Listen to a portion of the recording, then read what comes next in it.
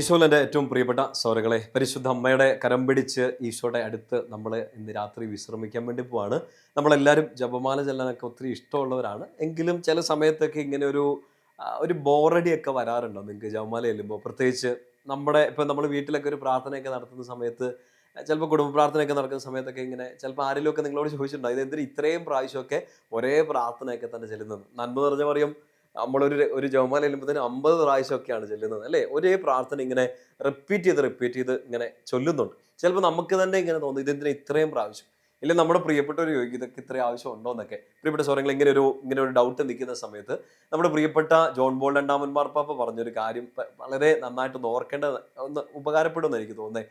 John Paul രണ്ടാമൻ മാർപ്പാപ്പ ഇങ്ങനെ ഈ റിപ്പീറ്റ് ചെയ്യുന്ന പ്രാർത്ഥനകളെ കുറിച്ച് പറയുന്നുണ്ട്. അതായത് ജപമാല മാത്രമല്ല, എന്തോരം കാര്യങ്ങളാണ് നമ്മൾ ആവർത്തിച്ച് ചെല്ലുന്ന ചില പ്രാർത്ഥനകളില്ലേ. നിങ്ങൾക്ക് ഒത്തിരി സുഹൃത ജപങ്ങൾ അറിയായിരിക്കും. സുഹൃത ജപങ്ങളൊക്കെ നമ്മൾ ശരിക്കും ഒരു തവണയൊന്നും അല്ലല്ലോ. ഫോർ എക്സാമ്പിൾ, ഹൃദയശാന്തി എളിമയുള്ള ഈശോ എൻ്റെ ഹൃദയം അങ്ങേ ഹൃദയം പോലെ നിർമ്മലമാക്കി തീർക്കണമേ, ഒരു തവണയൊന്നല്ല, നമ്മളിങ്ങനെ ആവർത്തിച്ച് ചില കാര്യങ്ങൾ ചെല്ലും. വളരെ പ്രധാനപ്പെട്ട ഒരു കാര്യമാണ്. ജോൺ പോൾ പാപ്പ പറയാണ്, ഈ ജപമാലയിൽ നമ്മൾ മിനിമം ഇങ്ങനെ ഒരു 50 തവണ ഒരേ പ്രാർത്ഥന ആവർത്തിക്കുകയാണ്. ബോറടിക്കുവോ എന്നൊക്കെ ചോദിക്കുമ്പോൾ പാപ്പ പറയുന്നത് ഇങ്ങനെയാണ്: നിങ്ങൾക്കൊരു കുഞ്ഞുണ്ടാവട്ടെ. ശ്രദ്ധിച്ച് കേൾക്കണേ. നിങ്ങൾക്കൊരു കുഞ്ഞുണ്ടാവട്ടെ. ആ കുഞ്ഞ് നിങ്ങളുടെ അടുത്ത്, അമ്മയുടെ അടുത്തായിരിക്കാം, അപ്പൻ്റെ അടുത്തായിരിക്കാം. ഇങ്ങനെ ചോദിക്കുകയാണ്, കൊച്ചിങ്ങനെ ചോദിക്കണം, അമ്മ അമ്മ ഇല്ല അപ്പ എന്നിങ്ങനെ ആവർത്തിച്ച് വിളിക്കുകയാണ്. ചിലപ്പോൾ ചില കുഞ്ഞുങ്ങൾ ഇങ്ങനെ ഒരു ഇച്ചിരി വലുതായി കഴിയുമ്പോഴത്തേന് ഇങ്ങനെ ചോദിക്കുമായിരിക്കും, അപ്പയ്ക്ക് എന്നെ ഇഷ്ടമാണ്, അമ്മയ്ക്ക് എന്നെ ഇഷ്ടമാണ്. ഒരു 100 തവണ ചിലപ്പോൾ അവർ ചോദിച്ചാലും നമ്മൾ വീണ്ടും ഒരേ ഉത്തരം കൊടുക്കും, ഇഷ്ടമാണെന്ന് പറയും. ജോൺ പാപ്പ പറയാണ്, നിങ്ങളുടെ കുഞ്ഞ് നിങ്ങളോട് ഒരു 100 തവണ ഒരേ കാര്യം ചോദിച്ചാലും, നിങ്ങളെ ഒരേ പേര് തന്നെ അമ്മാന്നോ അപ്പാന്നോ ഒരു 100 തവണ വിളിച്ചാലും നിങ്ങൾക്കൊരിക്കലും ബോറടിക്കില്ലല്ലോ. അങ്ങനെയാണെങ്കിൽ ജപമാലയിൽ നമ്മൾ ഈ നന്മ നിറഞ്ഞ മറിയം എന്ന പ്രാർത്ഥന ആവർത്തിച്ച് ചെല്ലുമ്പോൾ നിങ്ങൾക്ക് ബോറടിക്കരുത്. ബോറടിക്കുകയാണെങ്കിൽ നിങ്ങൾക്ക് നിങ്ങളുടെ അപ്പായെ വിളിക്കാനും അമ്മയെ വിളിക്കാനും അതേ ബോറടി ആയിരിക്കും.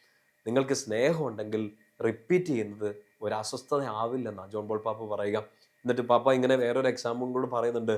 ഈശോയ്ക്ക് ഒറ്റ തവണ ചോദിച്ചാൽ തന്നെ ഈശോയ്ക്ക് കാര്യങ്ങൾ അറിയാം. പക്ഷേ ഇങ്ങനെ തീരത്തൊക്കെ വെച്ചിട്ട് പത്രോസ്ലീഹായെ വിളിച്ച് ഇങ്ങനെ ചോദിക്കുന്നുണ്ട്, ശിമയോനെ, നീ എന്നെ സ്നേഹിക്കുന്നുണ്ടോ? ഒറ്റ തവണ ചോദിച്ചാൽ തന്നെ ഉത്തരം കിട്ടുന്നുണ്ട്. പക്ഷേ ഈശോ ഇങ്ങനെ റിപ്പീറ്റ് ചെയ്ത് ചോദിക്കുന്നു. 3 തവണ റിപ്പീറ്റ് ചെയ്യുന്നുണ്ട്. പ്രത്യേകിച്ച് നിങ്ങൾ ശ്രദ്ധിച്ച്, ജോൺ പോൾ പാപ്പ പറഞ്ഞ ഒരു കാര്യം മാത്രമല്ല, നമ്മുടെ എല്ലാ പ്രാർത്ഥനകളും നമ്മൾ ആവർത്തിച്ച് പല പ്രാർത്ഥനകൾ ചെല്ലാറുണ്ട്. ഒരേ പ്രാർത്ഥനകൾ ആവർത്തിക്കും. എൻ്റെ പ്രിയപ്പെട്ട സ്വരങ്ങളെ, ബോറടിക്കുന്നു എന്ന് തോന്നിയാൽ അത് ബോറടിയല്ല, നമുക്ക് സ്നേഹക്കുറവാണ്.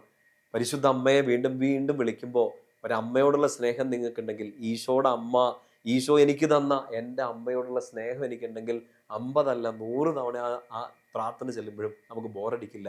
എപ്പോഴും ബോറടിക്കുന്ന എവിടെയാണ്? സ്നേഹം കുറയുമ്പോഴാണ്. പ്രാർത്ഥനയിൽ മാത്രമല്ല, ജീവിതത്തിലും. എനിക്ക് എൻ്റെ പ്രിയപ്പെട്ട ഒരാൾ ബോറായി തുടങ്ങുന്ന എപ്പോഴാണ്? അവരുടെ സംസാരം ബോറായി തുടങ്ങുന്ന എപ്പോഴാണ്? എൻ്റെ സ്നേഹം കുറയുമ്പോഴാണ്. സ്നേഹം കുറയുമ്പോൾ ബോറടി കൂടും. പ്രിയപ്പെട്ട സ്വരങ്ങൾ ഓർക്കുക, ബൈബിളിൽ, വിശുദ്ധ ഗ്രന്ഥത്തിലെ സഭയുടെ പ്രാർത്ഥനകളെല്ലാം ആവർത്തിച്ചുള്ള പ്രാർത്ഥനകൾ ഒത്തിരി ഉണ്ട്. ഇന്ന് രാത്രി നിങ്ങൾ കിടന്നുറങ്ങുന്നതിന് മുമ്പ് നിങ്ങൾക്ക് ഞാനൊരു മുട്ടൻ ഹോംവർക്ക് തരാൻ പോവാണ്. പ്രത്യേകിച്ച് എന്തെങ്കിലും തരത്തിൽ ഇങ്ങനെ ജപമാല ചൊല്ലിയിട്ടോ ഇല്ലെങ്കിൽ പ്രാർത്ഥനകൾ ആവർത്തിച്ച് ചൊല്ലിയിട്ട് എന്തെങ്കിലുമൊക്കെ ബോറടി ഉണ്ടായിട്ടുണ്ടെങ്കിൽ, ഇതൊക്കെ ഒരു ബൈബിൾ അടിസ്ഥാനത്തിലുള്ളതാണോ എന്നൊക്കെ ചോദിച്ചുകൊണ്ട് ഒരു ഡൗട്ട് വന്നിട്ടുണ്ടെങ്കിൽ, ഇന്ന് എനിക്കും നമ്മളെല്ലാവരും കൂടെ ഒരുമിച്ച് ഒരു ഹോംവർക്ക് ചെയ്തിട്ടേ കിടക്കുകയുള്ളൂ. പഴയ നിയമത്തിൽ സങ്കീർത്തനം 136 എടുക്കണം. സാം 136 26 തവണയാണ് ഒറ്റ പ്രാർത്ഥന ഇല്ലെങ്കിൽ ഒറ്റ അഭിസംബോധന ഇങ്ങനെ ആവർത്തിച്ചേക്കുന്നത് ഇങ്ങനെയാണ്: അവിടുത്തെ കാരുണ്യം അനന്തമാണ്. 136 സങ്കീർത്തനം നിങ്ങൾ എടുക്കണം. ടൈറ്റിൽ ഇങ്ങനെയാണ്: കർത്താവിൻ്റെ കാരുണ്യം അനന്തമാണ്. ഇന്ന് കിടന്നുറങ്ങുന്നതിന് മുമ്പ് ഇതൊന്ന് വായിച്ചോ. നമ്മൾ ഒരുമിച്ച് ഇപ്പോൾ വായിക്കുന്നില്ല, ഞാൻ ഈ വീഡിയോ കഴിഞ്ഞിട്ട് വായിക്കാം. നിങ്ങളും ഇത് കഴിഞ്ഞിട്ട് വായിച്ച് പ്രാർത്ഥിച്ച് ഇത് വായിച്ചിട്ടേ കിടന്നുറങ്ങാവുള്ളൂ. 136 സങ്കീർത്തനം ശരിക്കും 26 വാക്യങ്ങളേ ഉള്ളൂ. കാണാപ്പാടം പഠിക്കാൻ എളുപ്പമുള്ളൊരു സങ്കീർത്തനമാണ്. വളരെ പ്രധാനപ്പെട്ട കാര്യമാണ്. അവിടുത്തെ കാരുണ്യം അനന്തമാണെന്ന് ഇങ്ങനെ റിപ്പീറ്റ് ചെയ്ത് ഏകദേശം 26 തവണയോളം റിപ്പീറ്റ് ചെയ്തിട്ടുണ്ട്. നോക്ക്, വിശുദ്ധ ഗ്രന്ഥത്തിൽ ഇതൊന്നും അടിസ്ഥാനം ഇല്ലെങ്കിൽ റിപ്പീറ്റ് ചെയ്ത് പ്രാർത്ഥനയൊക്കെ ബോറാണ്, അത് ബൈബിളിൻ്റെ അടിസ്ഥാനമൊന്നും അല്ല എന്നൊക്കെ പറയുമ്പോൾ 136 സങ്കീർത്തനം നിങ്ങളുടെ ബൈബിളിൽ ഉണ്ടെന്ന് ഓർത്തേക്കണം. വചനം ഇങ്ങനെ ആവർത്തിച്ച് പറയാണ്, അവിടുത്തെ കാരുണ്യം അനന്തമാണ്. പ്രിയപ്പെട്ട സ്വരങ്ങൾ, ഇന്ന് കൂടുതൽ ജപമാല ചെല്ലാനുള്ള എന്തെങ്കിലുമൊക്കെ ജപമാല ചെല്ലുമ്പോഴൊക്കെ ബോറടി, നമുക്കോ നമ്മുടെ പ്രിയപ്പെട്ടവർക്കൊക്കെ അങ്ങനത്തെ പ്രാർത്ഥനകളൊക്കെ അസ്വസ്ഥത ഉണ്ടാകുന്നുണ്ടെങ്കിൽ അവർക്ക് വേണ്ടിയും കൂടെ ഒന്ന് മധ്യസ്ഥം വഹിച്ചുകൊണ്ട് അവർക്ക് വേണ്ടി ഈ സങ്കീർത്തനം ഒന്ന് വായിച്ച് പ്രാർത്ഥിക്കണം. എനിക്ക് വേണ്ടി, നിങ്ങൾക്ക് വേണ്ടി, നിങ്ങളുടെ പ്രിയപ്പെട്ടവർക്ക് വേണ്ടി 136 സങ്കീർത്തനം വായിക്കണം. കർത്താവിൻ്റെ കാരുണ്യം അനന്തമാണെന്ന് തിരിച്ചറിയണം. ആനന്ദമായ സ്നേഹം നമുക്ക് കിട്ടുന്നതുകൊണ്ട് നമുക്ക് ഒരിക്കലും ബോറടിക്കില്ല. ഈശോയെയും പരിശുദ്ധ അമ്മയും വിശുദ്ധരെയും സ്വർഗത്തെ മുഴുവനെയും നമുക്ക് കഠിനമായിട്ട് സ്നേഹിക്കാം, വിശുദ്ധ ഗ്രന്ഥത്തെ സ്നേഹിക്കാം. അങ്ങനെ ഈശോയുടെ പ്രിയപ്പെട്ട മക്കളായിട്ട്, അമ്മ മാതാവിൻ്റെ പ്രിയപ്പെട്ട കുഞ്ഞുങ്ങളായിട്ട് നമുക്ക് ജീവിക്കാം. ഈശോ നിങ്ങളെ അനുഗ്രഹിക്കട്ടെ. നമ്മുടെ കർത്താവ് ഈശോ മിശിഹായുടെ കൃപയും പിതാവായ ദൈവത്തിൻ്റെ സ്നേഹവും പരിശുദ്ധാത്മാവിൻ്റെ സഹവാസവും കൂടി ഉണ്ടായിരിക്കട്ടെ, ഇപ്പോഴും എപ്പോഴും എന്നേക്കും. ആമേൻ. ഈശോ മിശിഹായ്ക്ക് സ്തുതിയായിരിക്കട്ടെ.